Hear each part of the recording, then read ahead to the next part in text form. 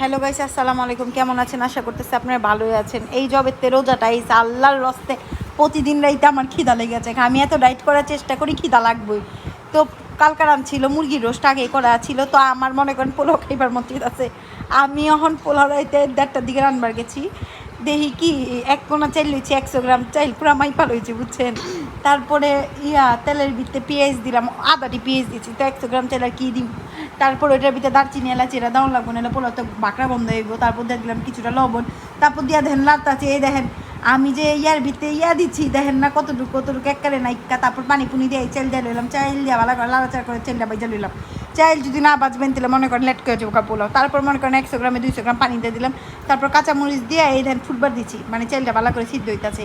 তারপরে এই দেখেন পোলাওটার উল্টায় পাল্টাই মন করে দিচ্ছে। এই যে পোলাও পড়ছে, আমি আবার একটা ডিম সিদ্ধ লইছি, ডিমটা ফেটে গেছে গা। তারপরে এই দেখেন এই রোস্টটা দেখাইতেছি আপনার, অনেক মজা হয়েছিল। আমি রাঁধছি না, মজা তো হইবই। ভালো থাকবেন।